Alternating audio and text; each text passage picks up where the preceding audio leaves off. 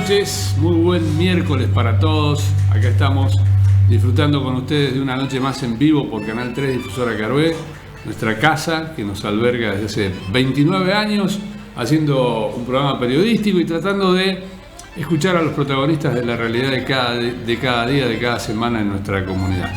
La semana antepasada conversamos con el flamante secretario de Turismo, quien nos habló de proyectar o de generar un plan maestro destinado de aquí a 10 años o 5 años, bueno, no me acuerdo el año que dijo, pero una idea que me pareció fantástica, porque cuando hablamos del desarrollo de una comunidad tenemos que planificar, y en Caroé no somos muy amigos de la planificación.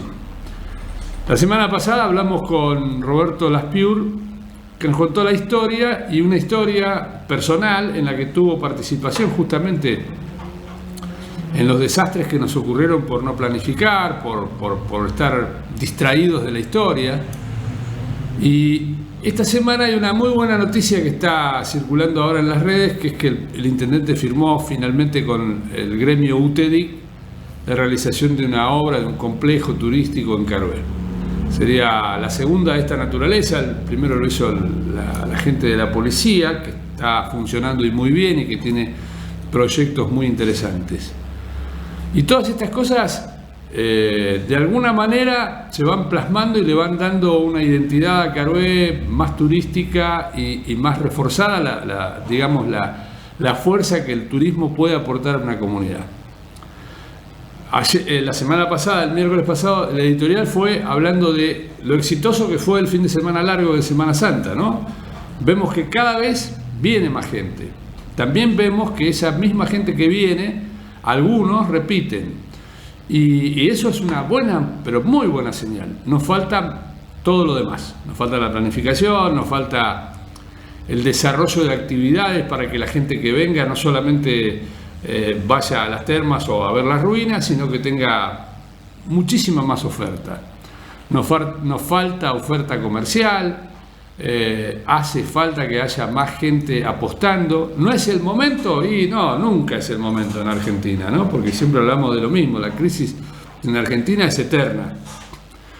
Pero bueno, habrá que ver si entre todos nos vamos dando cuenta de que este tiene que ser un futuro interesante para Caroé.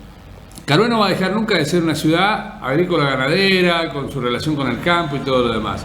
Pero el aporte que le puede dar el plus del turismo es muy interesante, máxime cuando uno tiene en cuenta que es un aporte que va dirigido directamente a la gente joven. O sea, yo no me voy a poner a hacer un hotel a esta altura de mi vida, ni a poner un restaurante.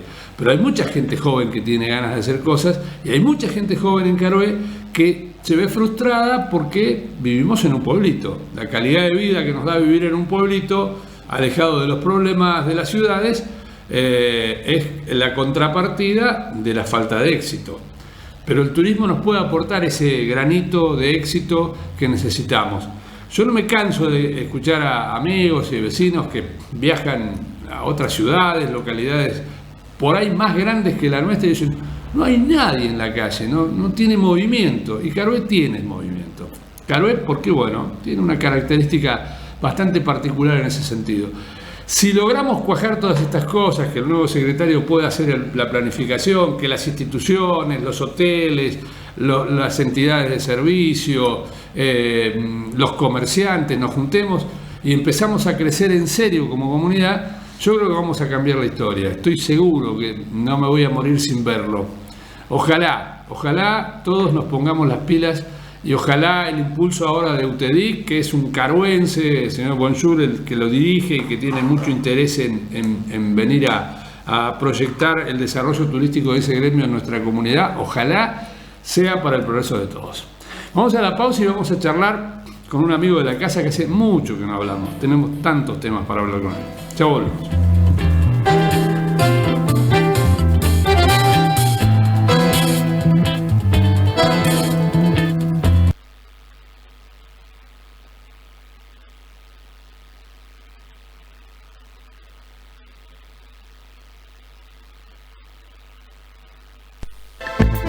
¿Usted vio qué linda está su ciudad? Entre todos podemos. Nuestra gente trabaja para que todos podamos sentirnos orgullosos del lugar en que vivimos. Colabore manteniendo limpia su ciudad y cumpliendo con sus obligaciones tributarias. Gobierno Municipal de Adolfo Alsina, por un distrito en crecimiento. Cuida el agua. Siempre cuida el agua de Rebe que usás para beber, cocinar y aseo personal. Rega entre las 0 y las 6 de la mañana, cuando la temperatura baja, así se reduce la evaporación. Usa balde para lavar el auto o limpiar la vereda. Si tenés pileta, incorpora pequeños cuidados para mantenerla limpia. Duchate o lavate los pies antes de ingresar. Usa limpiafondos sin importar el tamaño de tu pileta. Si usas juguetes inflables, antes de ingresarlos, límpialos con agua y unas gotitas de lavandina. Cuida el agua de tu pileta con productos químicos adecuados, alguicidas, cloro, decantador y miniboyas con pastillas de cloro. Seamos responsables y solidarios en el uso del agua. Es un mensaje de Cleriza.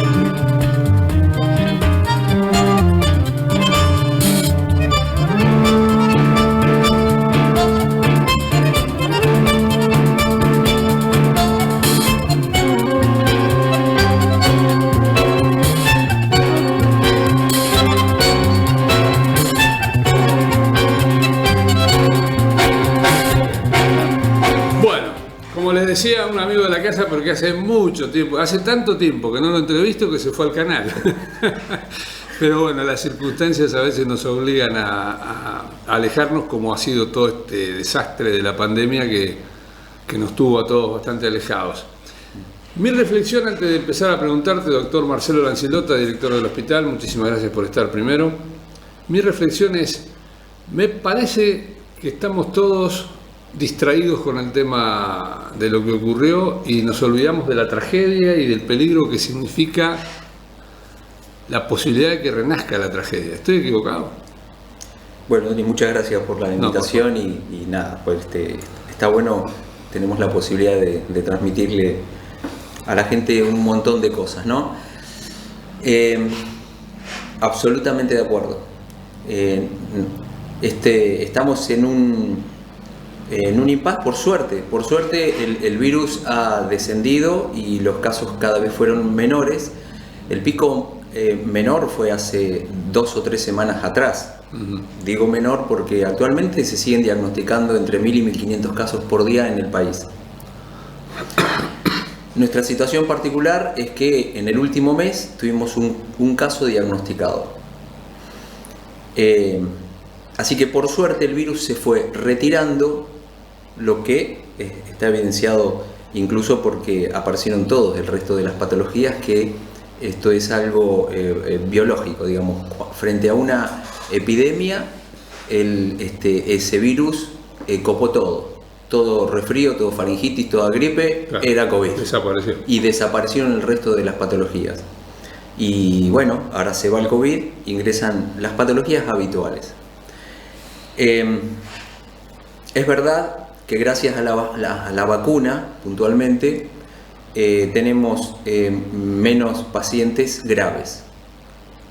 Eso se nota porque en el momento donde había muchos casos, el último brote que tuvimos mucho menos internación y había bajado la mortalidad. O sea, la vacuna está muy claro que reduce la gravedad de la enfermedad, reduce la internación y la mortalidad. En el mientras tanto, entonces, como la gente, como vos decís, se fue relajando, el virus está en estas últimas semanas, en estos últimos 15 días, levemente aumentaron los casos. También hay una historia de que se está hisopando mucho menos, por lo cual seguramente en algunos centros urbanos se está diagnosticando menos la enfermedad. Y acá hasta el momento, cuando hisopábamos, teníamos gripe, hisopábamos, bueno, llegó un momento que no tuvimos más casos positivos. Y yo creo que la gente se distendió. Y una de las cosas que me importa de sobremanera en esta noche, y estamos trabajándolo esta semana en particular, es que la gente ha dejado de vacunarse. No está cumpliendo con los planes de vacunación. ¿De vacunación contra el virus o de vacunación en general? En general, pero estoy hablando puntualmente del COVID. Ya hay gente que tendría que estar con su tercer dosis, incluso ahora estamos actualizando porque hay gente que se tiene que poner la cuarta dosis de vacunación y bueno, está como distendido. El llamado es a la gente que no está vacunada, obviamente seguimos en la misma. Hay pacientes no vacunados, eligieron cero vacuna porque eligieron eso.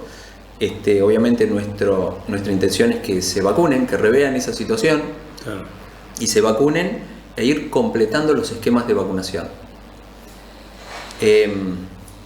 Esta es la Semana de las Américas con respecto a la vacunación. Semana de Vacunación de las Américas, así se llama desde hace 20 años. De las Américas. Ajá. De hace más de 20 años se toma esta semana, en este caso es del 23 al 30 de abril, así que estamos promocionando nuevamente que la gente que se tiene que vacunar se acerque a los centros de vacunación, tanto para COVID, y después vamos a comentar un par más del esquema de vacunación obligatorio, que también en época de pandemia lamentablemente no se acercaron y se hizo todo un trabajo emanado por la Secretaría de Salud. Diana estuvo incluso trabajando mucho en las escuelas, se revisaron los calendarios en los chicos y ahí nos dimos cuenta que evidentemente faltaba vacunación. Esto no es solamente del distrito. ¿Faltaba en los chicos? Faltaba en los chicos. Esto fue una bajada de línea de provincia, de región sanitaria, y cuando llegamos acá nos encontramos con la sorpresa. Cuando vamos y revisamos los calendarios de vacunación, había muchos papás que justamente porque no consultaban normalmente al hospital, no habíamos, las consultas también eran mínimas, dejaron de cumplir el calendario obligatorio de vacunación. Durante la pandemia desapareció la escuela, desapareció el hospital porque no se podían acercar y que la gente se quedó en la casa. Es bastante razonable. China tiene metidos en presos prácticamente a 25 millones de personas de hace más de un mes. Esto es una señal muy grave para el mundo, ¿o no? ¿O yo estoy loco? Mira, lo que se sabe hasta el momento es que hay, el virus sigue mutando. Entonces, vos escuchás los infectólogos y los infectólogos te dicen extremar los cuidados y todos seguimos con las medidas habituales de distanciamiento social, de uso de barbijo. Bueno, ahora bien, hay toda una situación. Yo creo que mientras esto está probado también, todas las nuevas cepas, por suerte, están cubiertas por la vacuna. Mientras esta situación se siga dando, es raro que haya un brote explosivo, pero sí se van a volver a ver nuevamente contagios, y si esos contagios son cubiertos por la vacuna y no hay tantos casos graves ni de mortalidad, yo creo que no nos va a cambiar básicamente la vida tal como la tomamos ahora. Los casos de mortalidad más dirigidos o más centralizados en la gente anciana y gente enferma. Sí, sí, gente con factores de riesgo, y bueno, gente de mayor edad. Un individuo diabético como yo, que tiene 3 dosis y me acabo de dar la antigripal habitual que me doy todos los años, ¿tiene que reforzar? Tiene que reforzar. ¿Tiene que reforzar la cuarta? Vamos con esa idea. Actualmente todas las personas mayores de 50 años de edad que han pasado 4 meses de la vacunación anterior, que es la tercera, como vos bien decís, pueden vacunarse sin turnera. Van, se acercan al hospital y se vacunan. ¿Habiéndote dado la antigripal hace pocos días también o hay que esperar? En 3 semanas se pueden con esa diferencia no hay ningún problema. Porque veo que mucha gente se está dando la antigripal ahora, que es la época, ¿no? Y lo otro que vos me preguntás, o sea, toda persona mayor de 50 años, y más específicamente los que tienen factores de riesgo. Todas personas que tienen factores de riesgo se tienen que colocar la 4ª dosis. Personal de salud, educación y seguridad. Todas esas personas que han pasado ya 4 meses de la 3ª dosis se pueden acercar a los centros de vacunación. ¿En este momento hay vacuna disponible para la 4ª dosis? Exactamente, sí. Pero Hay varias novedades. Mañana en el horario del hospital. Sí, y ahí vamos. PAMI ya ha conseguido los más de 90 dosis suficiente como para medicar a los hogares de ancianos que tienen ese tipo de cobertura.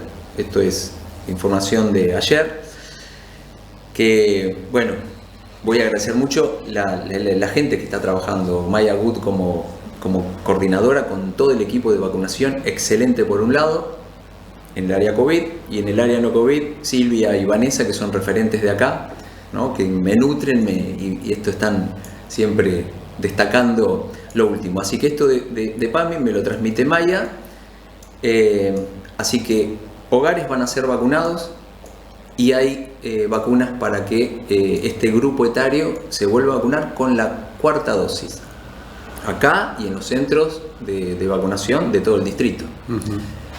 Con respecto a esto quiero decir, dentro de la semana de vacunación de las Américas, el día viernes denominamos la maratón de la vacuna. O sea, la maratón significa que desde... Pasado mañana. Pasado mañana. Este viernes 29 en Villamasa y acá, desde las 7 de la mañana hasta las 7 de la tarde, se acercan los pacientes para vacunación COVID y no COVID. Y se pueden... ¿Cómo qué que no COVID? ¿Por qué no me dijiste que otras vacunas? Bueno,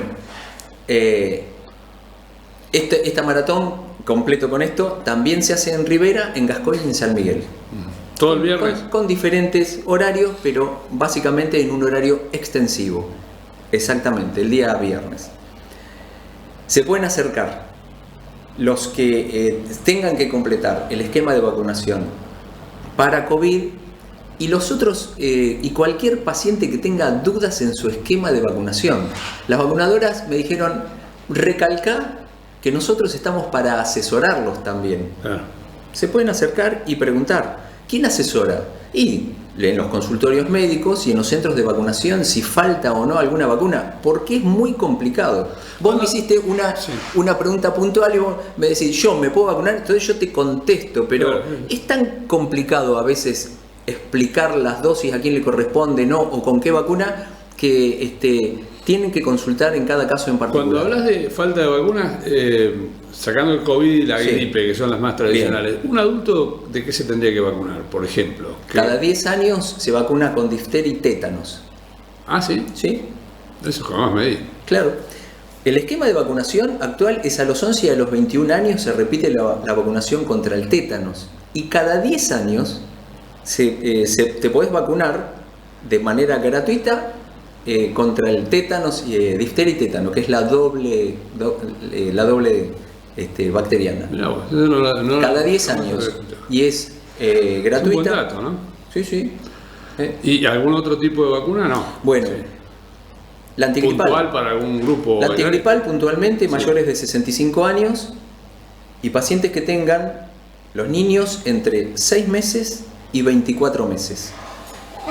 Aquellos que exceden ese grupo etario, los que tengan hasta 2 años, 24 meses y mayores de 65, los adultos, digamos, y demás, tienen que tener factores de riesgo. Entonces, esos sí tienen que ir con un certificado que avale que tiene una patología que justifica la vacunación antigripal. La vacunación antigripal en el niño se da 2 dosis. También es bueno, porque siempre preguntan cuántas dosis. Me dijeron que tengo que dar una segunda dosis. Sí, es verdad. La primera vez que se vacuna un paciente entre los 6 meses y los 24 meses, bueno, ese paciente recibe 2 dosis de vacunación antigripal, con diferencia de un mes. Ya después, todo el resto que corresponde es solamente una sola dosis de antigripal. Los pacientes mayores de 65 años, todos los años se tienen que dar la antigripal y también cobertura contra neumococo. Ajá. También es otra vacuna que... Y agente de riesgo también. Exactamente. ¿La neumococo se da una vez cada 2 años o cada 3 años? Hay diferentes esquemas y hay algunas que se da cada 5 años y hay una que se da una sola vez. Por eso Yo esa sí me la di, por el cuento de lo que yo he vivido, ¿no? Me la di hace un tiempo en el hospital móvil en la plaza y me parece que tengo cobertura por 2 o 3 años. sí. Y si no, hay que darse, si te dan la de todos los años. Son 2 tipos diferentes de vacuna, con cepas diferentes. Y eso sí lo tenés que consultar, porque insisto, no es lo mismo los pacientes que tienen factores de riesgo que...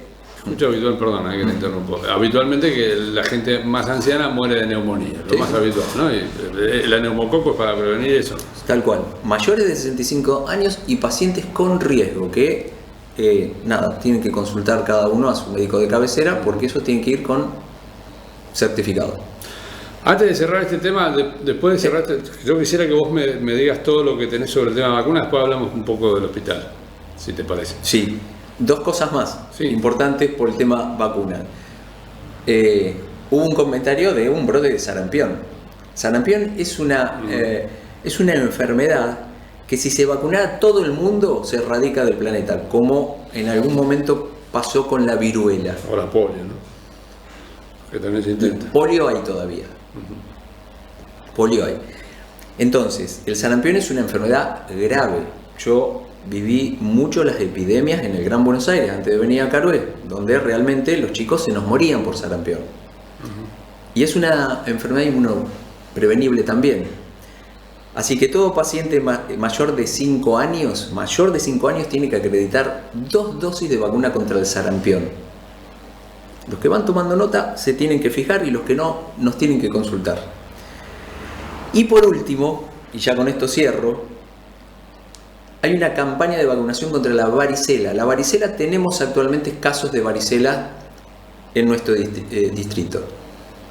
Y hay una campaña de vacunación con una dosis extra que se tienen que dar, porque esa vacuna se coloca al año o a los 15 meses. En ese rango tienen que acreditar una dosis de varicela. Pero ahora se da una dosis extra en pacientes que tienen 5, 6, 7 y 8 años. Y que eso nos sorprende también a los padres, porque después de los 5 años del ingreso escolar ya tienen todas las vacunas. No, ahora hay que dar ese refuerzo de varicela. Las ampollitas de 5 a 8 años. De 5 a 8 años también. Esas son las novedades con respecto. Lo importante, el viernes hay una gran campaña, sí. Eso es lo importante, ¿no? Para todo este tipo de consultas y de vacunas. La pregunta para cerrar el tema de las vacunas. Vos que sos un profesional muy dedicado y amás mucho tu profesión y sé que me vas a contestar con sinceridad, ¿qué le decís a las personas que te dicen, yo a mis hijos no los vacuno, yo no me vacuno porque la vacuna, porque te enferman? A ver, yo me remito a la historia, a mí siempre me gustó leer cosas de historia, ¿no? Y el mundo cambió a partir de la aparición de las vacunas, cambió a partir de la ciencia que inoculaba la solución a tragedias gigantes, ¿no? Vos hablás del sarampión, de la varicela, se llevaban la vida de la gente con naturalidad. ¿Qué le decís a una persona para que no se encierre en una creencia que supuestamente está muy bien y argumentada por muchos de ellos, ¿no? Claro, yo le transmito todo esto, ¿no? Desmitificar algunas cosas, pero hay que ser muy claro con las vacunas también, porque vos le tenés que dar toda la información a los papás o a las personas. También sabemos que hay un cierto riesgo cuando vos te colocás una vacuna, los efectos contraproducentes y demás. Ahora, yo nombro mucho el tema del sarampión. Yo quedé muy impactado en el Hospital de Niños de San Justo, en medio de La Matanza, cuando venían la epidemia de sarampión, y a veces se nos moría un paciente por día. ¿De qué se muere concretamente? De una neumonía. El sarampión es una enfermedad de manchitas con 40 grados de temperatura, el triple catarro, conjuntivitis, moco, pero hacen una neumonía. Y esa neumonía actualmente hoy no tiene tratamiento. Ataca los pulmones. Sí, no tiene tratamiento. Como la neumonía, que provocaba el COVID. Entonces, algunos zafan. Inmunidad natural, defensas naturales, y otros no. Entonces, yo muchas veces le digo a los papás, a ver, vos tenés un bebito que tiene 2 meses, 4, 6, no lo querés vacunar, ¿sí? Ahora, él quisiera vacunarse, o sea, toman decisiones sobre otra persona, que es sus hijos, y bueno, ¿qué es lo que ocurre? Que esta persona están convencidos, es como una religión muchas veces. Claro. Entonces uno tiene que ir tanteando y ver, cuando yo intento y trato de transmitir, y cuando me doy cuenta que esto es una cosa religiosa, tengo que respetar a la persona. Sí, pero no religión por la religión en sí misma, sino porque... Por una especie de... Los antivacunas. Antivacuna. Entonces ya cuando esas personas... ¿Y tienen argumentos válidos? Ninguno. Yo he escuchado científicos en los programas de televisión hablar. Bueno, esa es otra, que es tan complicado como que hay médicos que... Porque esta gente de que se nutre de información de médicos que están en contra de la vacuna. No hay información científica que lo avale. Muy insólito. Vamos a hacer una pausa pequeñita y quiero que hablemos un poquito del hospital. Y sí, volvemos después a reforzar la idea de la vacuna. Bárbaro. Estamos con el doctor Marcelo Lancilota en la noche de conclusiones.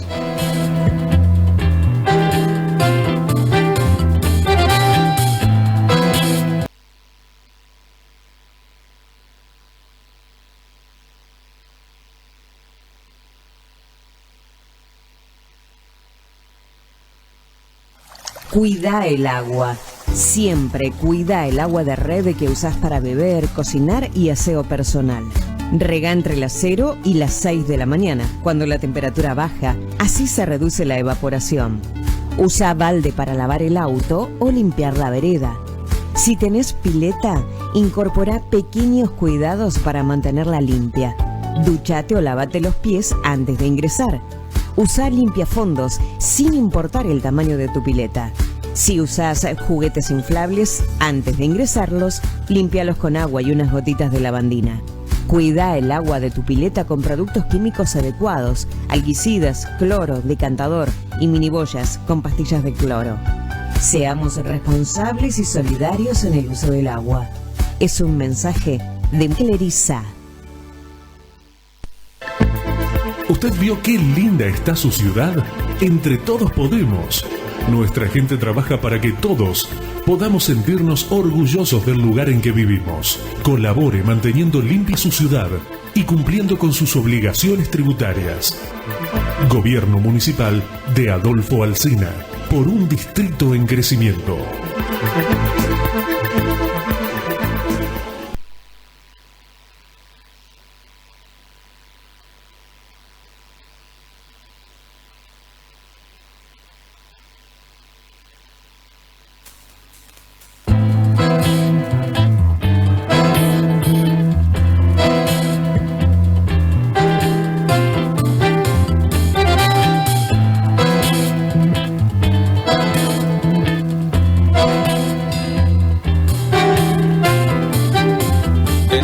Esta noche con el doctor Marcelo Lancinota, director del hospital, médico ya de muchos años. ¿Cuántos años que estás en cargo? Un montón.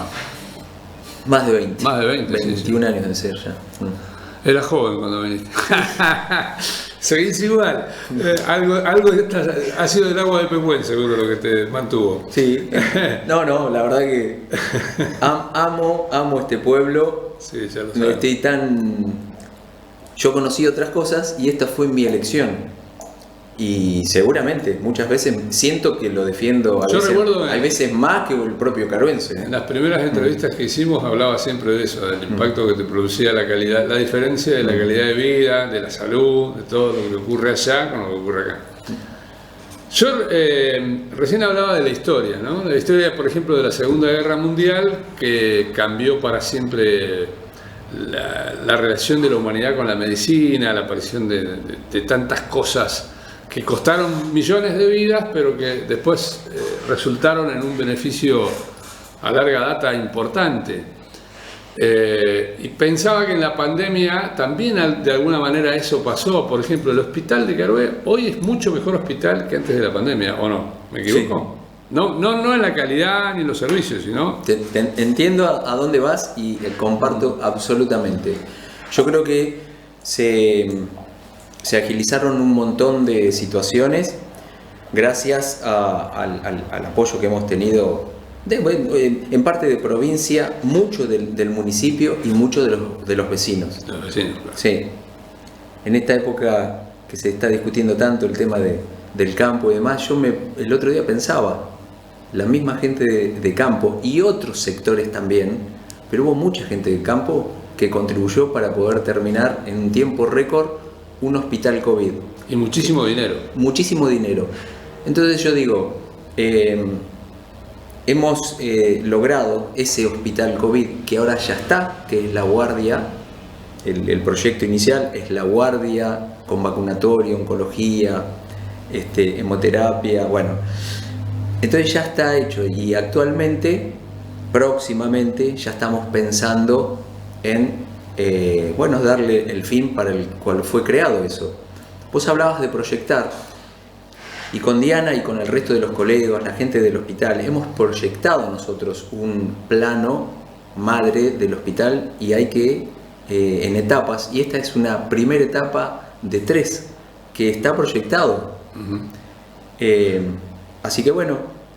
¿Qué es lo que faltaría ahora? Y ahora, acordate que la terapia intensiva todavía sigue en el lugar del hospital COVID. Esa terapia intensiva va a regresar a su lugar donde se inicia la terapia intensiva en el hospital. En el pasillo al fondo. Exactamente. En la internación van a estar las 4 camas de terapia intensiva. Cuando la terapia intensiva pase para ese lugar, todo lo que es el edificio nuevo se va a utilizar para lo que fue creado, que es una guardia modelo realmente, con unas comodidades. ¿Qué va a tener esa guardia? Y pensá que en principio tenés la entrada y salida, que es una media luna por Pedro Gallo, tenés el acceso, uno de los accesos va a ser y vos vas a tener una sala de espera solamente para la guardia, que es una sala de espera muy respetable, de buena comodidad, con una recepción, con un administrativo que va a estar trabajando ahí con mayor comodidad. Vas a tener el shock room y sala de internación transitoria, vas a tener consultorios de yeso, de traumato, consultorios para cirugías menores y consultorios de atención al paciente que consulta por guardia. Ese es todo una ala de ese edificio. Y del otro lado va a estar la parte de vacunatorio con... Del otro lado, ¿te refieres a la parte de atrás? Claro, donde es actualmente la vacunación COVID. Claro. Parte de la vacunación COVID actualmente está funcionando en la sala de oncología. Sala de oncología que se proyecta para todas las necesidades del paciente en una situación de tratamiento con drogas y demás, cuya enfermería va a estar trabajando con drogas en el lugar adecuado, con un flujo como corresponde para preparar la medicación como corresponde. Así que vas a tener oncología, hemoterapia, vacunatorio y una sala de laboratorio también, que se puede ahí usar en para la parte nueva, digamos. Todo en la parte nueva. Que se entra por Pedro Gallo. Exacto. Motivo por el cual, si vos prestás atención, la guardia actual se va a mudar para allá, hemoterapia para allá, oncología para allá, vacunatorio para allá. Entonces va a quedar todo un ala al lado de lo que es actualmente el quirófano, que se va a reciclar, que está proyectado. ¿Y qué van a hacer ahí? Terapia intensiva. Terapia intensiva. La terapia intensiva del hospital. Está proyectado el lugar del tomógrafo, que es que en algún momento lo tenemos que tener, es lo que nos falta en el hospital. Así que bueno, por eso yo cuando te digo está proyectado, así que bueno, habrá que ir cumpliendo todos estos. ¿Y las probabilidades de lograr cada una de estas cosas, por ejemplo el tomógrafo, están muy lejos? Y es muy caro. Yo creo que se tienen que juntar, digamos, antes, ¿te acordás que, no sé cómo se hacía, pero la provincia, viste, se hacía cargo del tomógrafo? No, hay varias posibilidades también. Yo creo que hay que pensarlo bien el tema del tomógrafo, si se puede comprar, si se puede consignar. Hay que pensar en otras alternativas, claro, porque es el estudio que nos está faltando. Nosotros hoy en día hemos crecido, y acordate que tenemos una terapia intensiva con médicos permanentes, así que hoy tenemos 2 médicos permanentes en el hospital, el terapista y el médico generalista. Ha cambiado todo eso y se necesita porque el paciente hoy en día, como antes se pedía la placa, la radiografía, hoy la tomografía. La tomografía se utiliza mucho y nosotros tenemos que viajar a Pigüé, a Suárez o a Bahía Blanca. A veces con pacientes que están internados, que van y vienen, y otras veces en situaciones de emergencia. Se hacen la tomografía, según lo que tenga, vuelve para nuestro hospital. Si es un neuroquirúrgico o cardiovascular, ahí se deriva, pero el resto ya estamos haciendo todo en el hospital. ¿Ha incrementado la cantidad de personal también? ¿Perdón? ¿La cantidad de personal se ha incrementado también? Se ha incrementado, y esa es otra buena, aparte de toda la parte edilicia, porque nosotros teníamos graves problemas con el recurso humano y fundamentalmente en enfermería. Así que hubo toda una camada de enfermeros que estaban terminando de formarse, porque son los enfermeros que hicieron los cursos acá, se recibieron acá en el hospital. Todos esos están trabajando en el hospital. Y ahora estamos mucho, pero mucho mejor.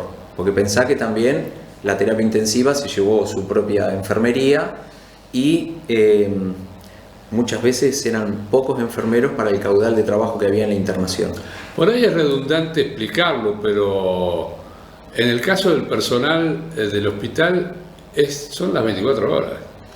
Todos los días del año, ¿no? Mirá, vos tenés que tener una cantidad de personal para cubrir. Son casi 200 personas que trabajan en el hospital. De los cuales todos, hay grupos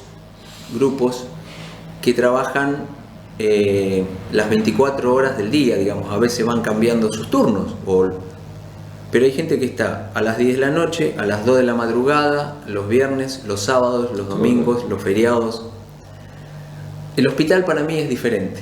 La persona que se dedica, digamos, en salud es diferente. Sí, sí. Sí, se trabaja por la plata, pero en salud tenés que tener lo otro. Tenés que tener la vocación, porque si no, o sea, buscas otros trabajos, pero realmente estoy hablando de todo. Estoy hablando de choferes, de camilleros, de enfermeros, de todo tipo de técnicos que están a la llamada. Los médicos a la llamada. Para mí es muy importante. No es una actividad normal.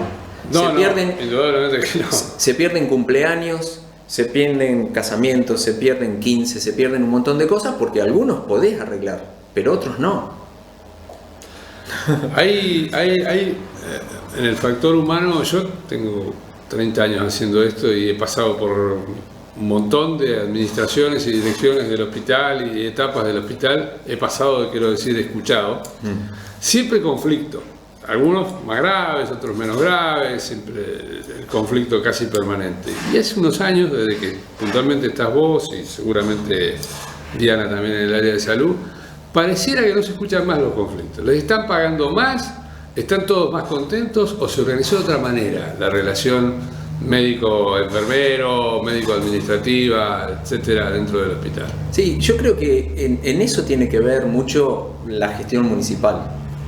con los gremios, con el sindicato.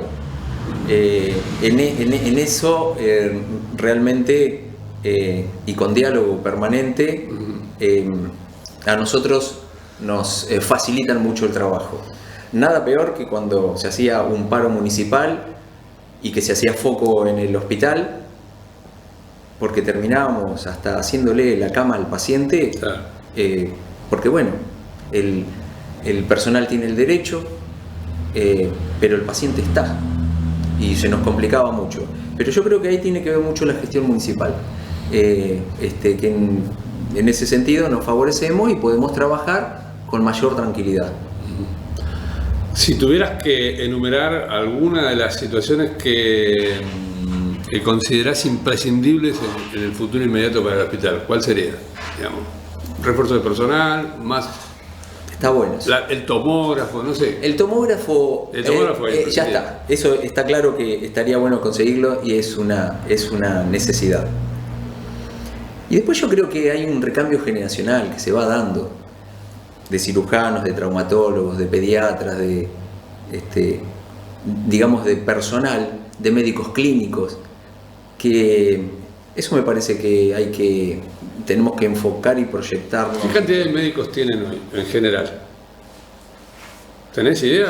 No. Son un montón. Yo veo un montón de médicos nuevos que no sé quién. Sí, se van agregando médicos y especialidades. Por eso creo que la medicina en el hospital cada vez es mejor.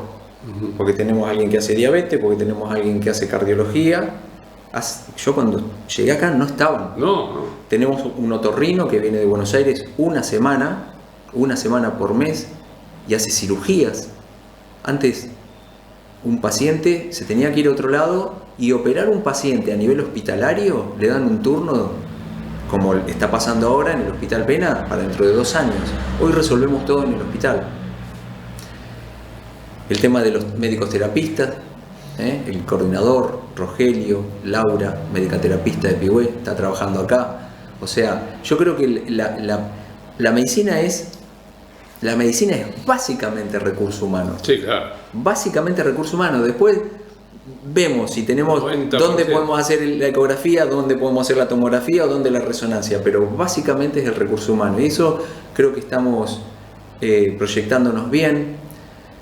Por suerte ha llegado la última pareja que tenemos un médico emergentólogo, o sea, especialista en lo que está haciendo guardia, que es Lucas Romero, junto con la mujer, que es médica clínica, que empezó a trabajar en los consultorios. Yo tengo una característica, Dani, que creo que me ayuda un poquito en mi función. En la medida que vamos con logros, ya está. Se logró esto y se mejoró esto, bárbaro. Yo me voy fijando en las cosas que tenemos por hacer, los defectos que tenemos y qué es lo que se puede mejorar. Eso es fundamental. Y creo que me parece que hay lugares en el hospital donde todavía tenemos que seguir trabajando con el recurso humano del hospital. Creo que una de las primeras entrevistas que te hice era tu deseo de generar una sala de shock room. Estoy equivocado y la lograste armar, ¿verdad? Sí, pero eso, justamente muy poquito antes que yo vino Javier Salomón. Y Javier Salomón, médico anestesista y que tiene que ver mucho con la emergencia, junto con los cirujanos. Y después cuando yo llego, y que obviamente porque vos eras médico de emergencia, ¿no? Claro, o sea, dentro, no es una especialidad, sino que yo actualmente sigo siendo instructor de trauma pediátrico y dábamos unos cursos y nos dedicábamos a la emergentología. Bueno, nada, con todos colaboramos en mejorar el shock room. Y repito, ahora cuando nos mudemos al área nueva, donde una de las primeras que se va a poner contenta, que ha hecho mucho también por el trabajo de la emergencia, es Carmen. Carmen se fue formando cada vez más en lo que es la emergencia. Claro, Carmen Rantucho, que es actualmente jefa del servicio de emergencia, y ha hecho mucho. O sea que yo creo que todos vamos sumando. Eso es lo bueno, ¿no? Que todos puedan sumar y que lo hagan en armonía y pensando en el futuro y en crecer, ¿no? Con las disputas que a veces no llevan a nada y solamente generan malestar. El presupuesto municipal, gran parte del presupuesto municipal se lo lleva al hospital. Sí. Yo he escuchado a gente protestar por esa razón. Bien.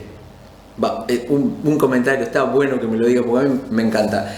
No, Mirá, te lo digo por maldad.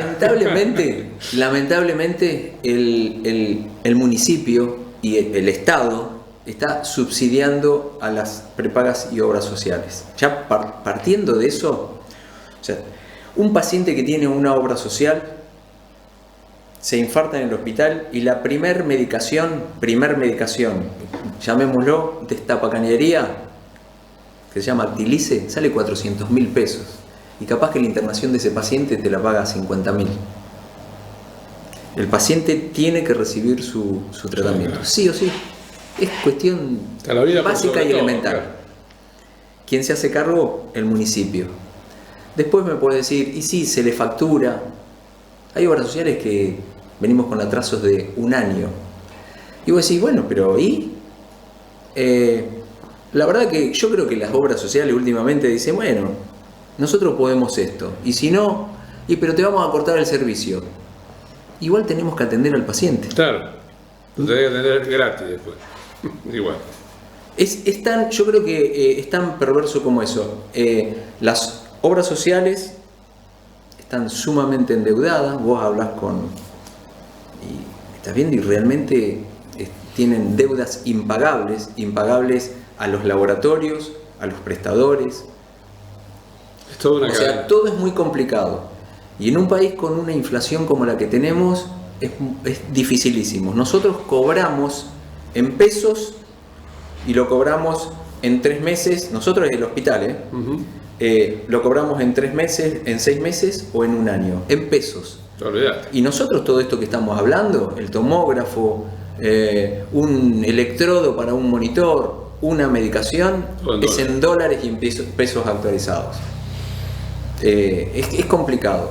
Así que yo creo que no es solamente, obviamente tenemos coparticipación, tenemos el ingreso municipal y en este caso que es un hospital de autogestión, lo que se puede facturar a los prepagos u obras sociales. Eso de la coparticipación que dijiste, es interesante que la gente lo conozca un poquito. No sé si es muy complejo de explicar, pero yo tengo entendido que cuanto mayor capacidad operativa tiene el hospital, mayor complejidad, el Estado le coparticipa impuestos. ¿Cómo es eso? El municipio, de última, recibe un dinero por la coparticipación en base a las prestaciones que vos des. Si vos tenés muy baja la complejidad, va a ser un determinado monto de dinero, y en la medida que fuimos nosotros teniendo todas las partes esta de internación, cirugía y terapia intensiva, por ejemplo, se adquiere más coparticipación. Pero insisto, todo... ¿Coparticipación de los impuestos provinciales o de los provinciales y nacionales? Me parece que solamente de los provinciales. De los provinciales. Es de los provinciales. Ahora te pregunto, ¿estamos lejos de ser el gran hospital regional, de ser un gran hospital regional? ¿Estamos muy lejos? Porque eso también devendría en un beneficio para ampliar la complejidad. Yo creo que tenemos que ser muy buenos para la población que tenemos y la geografía que tenemos. ¿Por qué?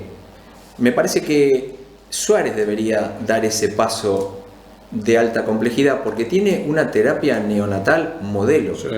Tiene una terapia intensiva de adultos de hace muchos más años, tiene una población de más años, y me parece que esos son los lugares que tienen que crecer. Yo siempre... recién ahora se está intentando hacer eso de regionalizar, porque ¿por qué nosotros tenemos todos los pueblos que tienen poca población terminamos teniendo una terapia intensiva? Porque cuando quisimos derivar los pacientes a Bahía Blanca u otros lugares de mayor complejidad, nunca había cama.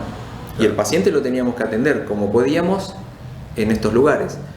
Entonces resultó que el primero fue Coronel Suárez, pero después fue Pigüé, después es Carué, Y eso es para discutirlo, porque lugares pequeños no deberían tener alta complejidad. Pero resulta que de esta manera y manejado sí, de esta manera, pero sí, con distancias racionales, porque 200 kilómetros para un infartado, para un accidentado, es la muerte. no, está claro. Horrible. Pero vos fíjate que el recurso económico hay que ver cómo se distribuye Claro. después. Así que yo no creo que tiene que ser un hospital regional. Lo somos con respecto a recibimos pacientes de Guaminí, de Espartillar, recibimos también pacientes de Pigüé, recibimos pacientes de la zona, sí. Pero si vos te referís regional, yo interpreto a crecer en mayor complejidad. Yo creo que hay otros hospitales que ya están un poquito más avanzados, fundamentalmente el de Suárez. ¿Agregarías una sala de diálisis o alguna especialidad así, de ese tipo, o te parece de más? A mí me sacaron Sí. corriendo los médicos cuando se lo planteé en algún momento. Claro, el paciente que lo necesita le va a parecer una herejía lo que claro. yo digo, pero nosotros pensamos de esa manera, o sea, el recurso es finito, es costoso, lo podemos manejar en otros lugares y muchas veces el paciente que lo necesita es como que, ¿cómo no hay acá un neurocirujano? Y porque tenemos un traumatismo quirúrgico una vez por año. Claro.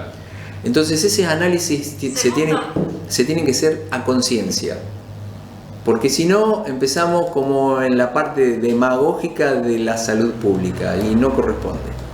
¿Sí? Tengo una última pregunta que por ahí es la más tonta de todas, pero alguna vez un médico amigo me dijo que no estaría mal generar un plan de salud municipal en función de lo mucho que el hospital le brinda a la comunidad, que la comunidad pagara algún aporte extra que le sirviera al hospital para dar salud al estilo de una obra social. ¿Es factible esto? Sí, eso es cuestión de analizarlo todo, pero lo que pasa es el paciente que tiene la obra social ya sabe que, o sea, tiene esa cobertura y no pagaría. Entonces tendrías que modificar toda la parte legal, se me ocurre, para que en vez de los ingresos, digamos, en cobertura social de salud, de los que tienen obra social, vaya ahí, porque si no estaría pagando Claro. 2 veces un seguro. Los que tienen prepago igual. ¿No es mucha más la gente que no tiene nada que la que tiene cobertura? No es mucha más. No, la mayoría de los pacientes tienen cobertura social. El paciente, ¿sabes cómo funciona el hospital? Sí. El paciente que no tiene obra social y no tiene un prepago puede tener plata o no.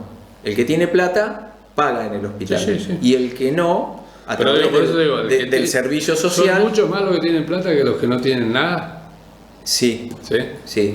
Claro. Es menor el porcentaje de pacientes indigentes que se atienden gratuitamente en el hospital. Hay un sistema de categorización actualmente. Sí. El planteo que me hacían, Sí. yo soy medio idealista con estas cosas, pero el planteo que me hacían es, bueno, sé solidario, vos tenés tu obra social, pero sé solidario con un poquito, porque con un poquito, en algún momento tu obra social te va a fallar y vos, como lo que me dijiste recién, no tenés el medicamento de 400 lucas, Sí. y que te lo va a pagar el hospital. Esto que vos estás diciendo, Es medio hoy filosófico. lo hablaba con un visitador médico y me dice seguro médico de salud y seguro médico de salud. Me dijo, por ejemplo, que en Estados Unidos algunos casos que aparentemente funcionan con ese sistema, pero hay que cambiar todas las leyes, Sí, es complejo. los sindicatos, Sí. obras sociales y un montón de cosas. Por se ahí, me ocurre. por ahí las obras Es sociales, como los decís, sindicatos van a encontrar la forma de solucionar su problema cuando les empiecen a amenazar con estas cosas. ¿Existe la posibilidad de que algún día el hospital termine escindiéndose del municipio y convirtiéndose en un ente como el municipio? Porque con 200 empleados, con la mayor parte del presupuesto y todo lo demás, no lo sé, nunca me lo planteé. nunca te lo imaginaste. Nunca me lo planteé, no. A futuro y viendo cómo funciona este país, ¿no crees que eso sería en parte una gran solución? Lo que Que pasa la política no se meta en algo que no entiende en absoluto, ¿no? A eso me refiero, que la política... Sí. Porque cuando la política se mete bien estamos todos re felices, pero cuando se mete mal... Sí, la verdad que no me lo he planteado porque no me imagino una medicina sin esto que yo te digo del apoyo provincial y claro, municipal. No me lo puedo imaginar. Sabemos que somos un hospital muy particular. En otros lugares tenés hospital público y tenés clínicas. Entonces se manejan con presupuestos de diferentes maneras. Son asistidos, igualmente los lugares privados hoy en día son asistidos, porque si no, no pueden funcionar. Pero acá tenemos yo no me canso, Marcelo, un solo lugar. Sí. No me canso de escuchar gente putear, voy a hablar malamente, contra las cosas que no le gustan del hospital, y no me canso, en 30 años te estoy diciendo, de encontrarme con gente que dice, me operaron, lo buenas que son, lo bárbaro que me atendieron, lo bien que estuve. Entonces hay como una irracionalidad y como que todos desconocemos el hospital cuando no lo necesitamos, pero cuando lo necesitamos las enfermeras son las más dulces del mundo y el hospital te atiende bárbaro. Me parece que ahí hay una mezcla de el temor que produce la salud y todas las situaciones, pero fundamentalmente una mezcla de la salud y la política, que para mí, idealista como soy, no tendría que estar. Pero está bien. Bueno. Yo te comento, Doni, en una de las situaciones, aparte de esto que hablamos... Perdón que te meta en ese tema que nada que ver. No, está bueno. Aparte de esto que hablamos del tema del horario y de lo vocacional y de lo que significa trabajar en el hospital, la gente que va al hospital va con un dolor, mínimo con un dolor. Una angustia. Y cuando se acerca y es recibido por las chicas que están en la recepción, ya va mal, se siente mal y demás. Yo siempre digo lo mismo, salvo el nacimiento de un bebito, y si está todo bien, que es una felicidad para todo el equipo, el resto, sí, salen las cosas bien, pero después de que estuviste sufriendo un dolor, una situación de angustia, o sea, nosotros trabajamos con esas personas que nos consultan, que es muy difícil, no es lo mismo en otros lugares donde vos vas a recibir de todo. Ahí solamente es el dolor de oído, la muela, el abdomen, no puedo hacer pis, orina, sangre, o sea... Sí, ese es el primer factor, pero después tenés todo el entorno, que viene desesperado, asustado, mi papá que lo trataste mal, la de siempre, ¿no? Sí. Que no me atendieron, fui a las 4 de la mañana, no me pararon a atenderme. Claro, entonces vos vas y escuchás de todo. Todo se investiga. Y no se deja pasar nada. Una persona me llama y me dice, Marcelo, el médico me trató así. Yo al otro día tengo que hablar con el médico a ver qué pasó con el personal, el enfermero. Claro, esto funciona. Pero a veces hay atenuantes, porque es difícil trabajar en salud. En este apretón de mano que no deberíamos darnos por el COVID, te quiero agradecer en nombre de toda la gente que está viendo todo lo que hicieron vos y todo el personal del hospital. Muchas gracias, Marcelo. Bueno, gracias, sinceramente. Nos vamos, amigos. Buenas noches para todos. Nos encontramos la semana que viene con otro tema y con otro invitado de nuestra comunidad a hablar de nuestra realidad cotidiana. ¿Te quedó algo en el tintero? Porque por ahí te corté y... ¿No? Seguro, ¿no? Bueno, gracias. Gracias a vos.